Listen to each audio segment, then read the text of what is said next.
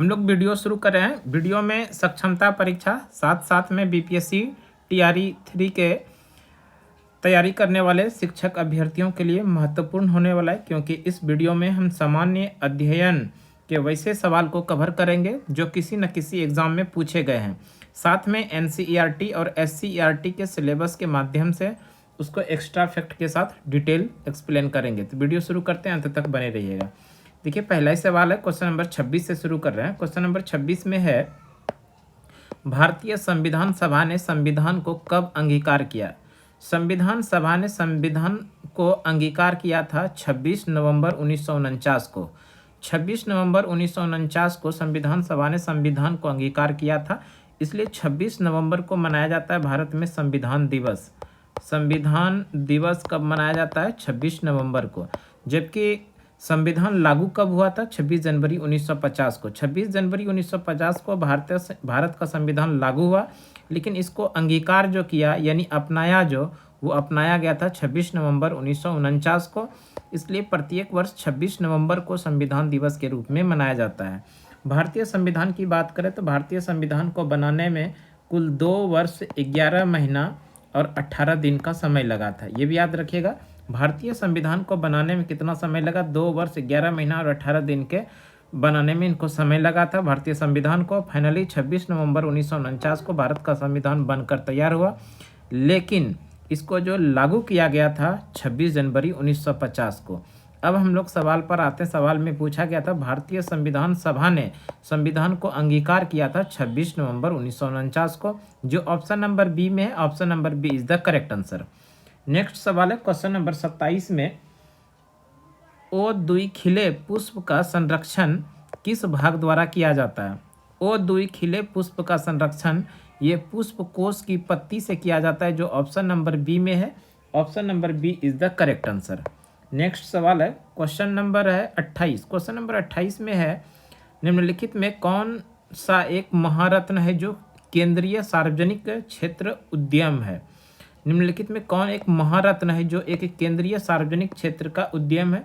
इस प्रश्न का जो सही आंसर हो जाएगा एनटीपीसी लिमिटेड। एनटीपीसी लिमिटेड एक महारत्न कंपनी है। ऑप्शन नंबर ए में, option number A is the correct answer. NTPC की अगर हम लोग बात करें, एनटीपीसी की स्थापना 1975 में हुआ था। एनटीपीसी की स्थापना कब हुआ था? 1975 में, यानी कि हिंदुस्तान पेट्रोलियम कॉरपोरेशन लिमिटेड। इसकी स्थापना किस वर्ष हुआ था? 1975 ईस्वी में। नेक्स्ट सवाल है, क्वेश्चन नंबर 29।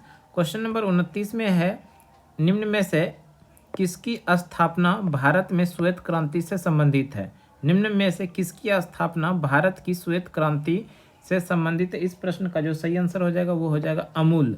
अमूल जो है भारत की श्वेत क्रांति से संबंधित है। अमूल, ये अमूल की बात करें, अमूल जो है ये एक डेयरी से संबंधित है। डेयरी ये, और ये किससे संबंधित है? डेयरी जो है ये दुग्ध से संबंधित है, दुग्ध।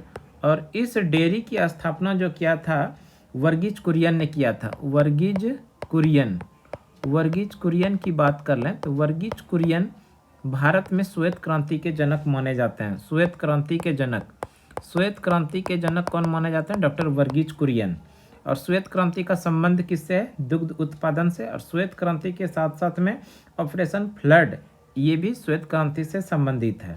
तो वैसे इस प्रश्न का जो सही आंसर हो जाएगा, स्थापना भारत में श्वेत क्रांति किससे संबंधित है? तो अमूल से। Option number A is the correct answer. Question number 30 में है, वर्ष 1920 में मूक नायक अखबार की शुरुआत किसने की थी? 1920 में मूक नायक अखबार की शुरुआत किया था भीमराव अंबेडकर ने। Bhimrao Ambedkar, option number C में, option number C is the correct answer. Bhimrao Ambedkar की बात करें तो भीमराव अंबेडकर का जयंती प्रत्येक वर्ष 14 अप्रैल को मनाया जाता है। 14 अप्रैल को प्रत्येक वर्ष भीमराव अंबेडकर का जयंती मनाते हैं। 14 अप्रैल को भीमराव अंबेडकर की जयंती मनाते, ये तो सही है। साथ में याद रखिएगा, भीमराव अंबेडकर का जो समाधि स्थल है उसको चैत्य भूमि के नाम से जानते हैं। चैत्य भूमि। जब भारतीय संविधान का निर्माण किया जा रहा था तो उस समय भारतीय संविधान के निर्माण में भीमराव अंबेडकर को प्रारूप समिति का अध्यक्ष बनाया गया था। प्रारूप समिति के अध्यक्ष कौन थे? भीमराव अंबेडकर। और भारतीय संविधान के जनक के रूप में भी जाने जाते हैं भीमराव अंबेडकर को। दादा भाई नौरोजी के बारे में बात करें तो ग्रैंड ओल्ड मैन, भारत के वयोवृद्ध के नाम से कौन जाना जाता है? दादा भाई नेरोजी। इसी दादा भाई नेरोजी का एक प्रसिद्ध पुस्तक है un British rule in India. Un British rule in India पुस्तक के लेखक कौन है? दादा भाई नेरोजी। नेक्स्ट सवाल देखते हैं क्वेश्चन नंबर 31। देखिए क्वेश्चन नंबर 31 में जो है भारतीय कम्युनिस्ट पार्टी यानी मार्क्सवादी का चुनाव चिन्ह क्या है? भारतीय कम्युनिस्ट पार्टी यानी मार्क्सवादी का जो चुनाव चिन्ह है वो है हथौड़ा और हसिया। हथौड़ा और हसिया देखिए ऑप्शन ए में है, option number A is the correct answer. भारतीय कम्युनिस्ट पार्टी यानी मार्क्सवादी की स्थापना किस वर्ष हुई थी? ये भी याद रख लीजिएगा 1964 में। किस वर्ष स्थापना हुई थी? 1964 में। नेक्स्ट सवाल है क्वेश्चन नंबर 32। क्वेश्चन नंबर 32 में है निम्न में से क्या पारा यानी मरकरी का मिश्रण है? पारा यानी मरकरी का मिश्रण क्या है? वो अमलगम है। अमलगम ऑप्शन नंबर सी में, option number C is the correct answer.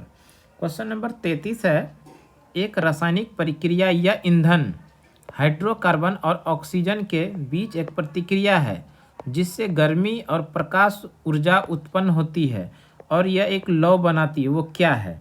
तो इस प्रश्न का जो सही आंसर हो जाएगा वो है दहन। तो दहन देखिए ऑप्शन नंबर बी में है, option number B is the correct answer. Next सवाल देखते हैं क्वेश्चन नंबर 34। क्वेश्चन नंबर 34 है, क्वेश्चन नंबर 34 में है दिए गए विकल्प में कौन सी फसल काली मिट्टी में उगाई जाती है? काली मिट्टी के बारे में पूछा गया। काली मिट्टी के लिए जो उगाई जाने वाली फसल है वो कपास है। कपास देखिए ऑप्शन नंबर बी में, option number B is the correct answer. काली मिट्टी को रेगुर मिट्टी के नाम से भी जाना जाता है। काली मिट्टी को रेगुर मिट्टी के नाम से भी जाना जाता है। तो इस सवाल का जो सही आंसर हुआ कौन सी फसल काली मिट्टी में उगाई जाती है? वो है कपास, option number B is the correct answer.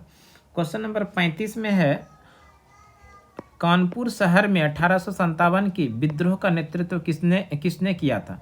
1857 की क्रांति में कानपुर का नेतृत्व जो किया था नाना साहेब थे और तांतिया टोपे थे। नाना साहेब और इसी का सेनापति था तांतिया टोपे। इन दोनों ने मिलकर 1857 की क्रांति में कानपुर का नेतृत्व किया था। और कुंवर सिंह ने जगदीशपुर यानी बिहार में नेतृत्व किया था। जगदीशपुर ये भी याद रखिएगा, जगदीशपुर। बिहार के जगदीशपुर में 1857 की क्रांति का नेतृत्व कुंवर सिंह ने किया था। बेगम हजरत महल ने लखनऊ से नेतृत्व किया था 1857 की क्रांति में। वहीं रानी लक्ष्मीबाई ने झांसी से नेतृत्व किया था। 1857 की क्रांति में रानी लक्ष्मीबाई ने नेतृत्व किया था झांसी से। बेगम हजरत महल ने नेतृत्व किया था लखनऊ से। कुंवर सिंह ने नेतृत्व किया था जगदीशपुर से। रानी लक्ष्मीबाई के बारे में अगर जानना चाहें तो रानी लक्ष्मीबाई के बचपन का नाम मनु या मणिकर्णिका के नाम से भी इसको जाना जाता है। मणिकर्णिका या छबीली, ये रानी लक्ष्मीबाई के बचपन का नाम है। रानी लक्ष्मीबाई ने 1857 की क्रांति में झांसी से नेतृत्व किया था। सवाल में पूछा गया था कानपुर शहर में 1857 के विद्रोह का नेतृत्व जो नाना साहेब थे और इसके साथ में इनका सेनापति था तांतिया टोपे, जो ऑप्शन नंबर सी में है। Option number C is the correct answer. Next सवाल है क्वेश्चन नंबर 36। क्वेश्चन नंबर 36 में है पुस्तक मिल्कमैन के लिए मान बुकर पुरस्कार 2018 के विजेता कौन है?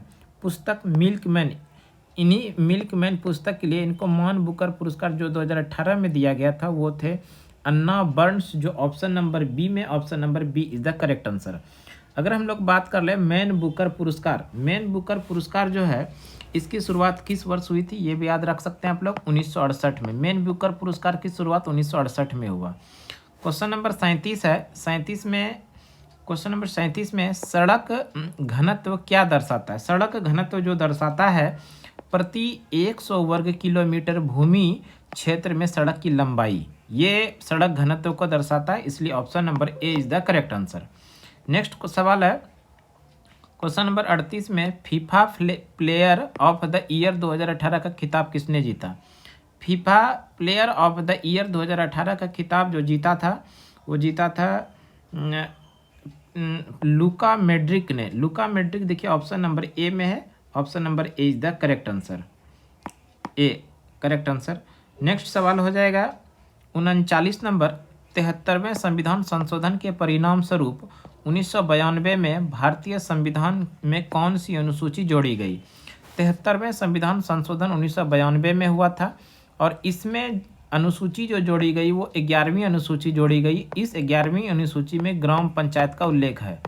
ग्राम पंचायत का उल्लेख है, ग्राम पंचायत का उल्लेख। और ये भी याद रख सकते हैं इस अनुसूची में यानी 11वीं अनुसूची में कितने विषय हैं, 29 विषय हैं। इसको जोड़ा कब गया था, 73वें संविधान संशोधन 1992 में इसको संविधान में संशोधन करके जोड़ा गया था 11वीं अनुसूची को। लेकिन इसको जो लागू किया गया था, ये लागू किया गया था 1993 में। कब लागू किया गया, 1993 में। नेक्स्ट सवाल है क्वेश्चन नंबर 40। क्वेश्चन नंबर 40 में है महाराष्ट्र के हिंदुओं द्वारा मनाया जाने वाला नव वर्ष किस नाम से जाना जाता है। बेहतरीन सवाल है। महाराष्ट्र के हिंदुओं द्वारा मनाया जाने वाला नव वर्ष किस नाम से जाना जाता है। ये जो जाना जाता है गुड़ी पड़वा के नाम से जाना जाता है। गुड़ी पड़वा देखिए ऑप्शन नंबर डी में है। Option number D is the correct answer. Next सवाल देखते हैं क्वेश्चन नंबर 41 41। क्वेश्चन नंबर 41 में है, क्वेश्चन नंबर 41 में है, 41 सवाल है निम्न में से कौन सा भारतीय खाद्य निगम की भूमिका में शामिल नहीं है। निम्न में से कौन सी भारतीय खाद्य निगम की भूमिका में शामिल नहीं है। इस सवाल का जो सही आंसर हो जाएगा कृषि ऋण एवं ऋणग्रस्त संबंधी कानून बनाना, जो ऑप्शन नंबर बी में, option number B is the correct answer. Next सवाल है क्वेश्चन नंबर 42 में देश को अंतर्राष्ट्रीय कूटनीति को मजबूत करने के उनके असाधारण प्रयासों के लिए 2009 के नोबेल शांति पुरस्कार दिया गया था।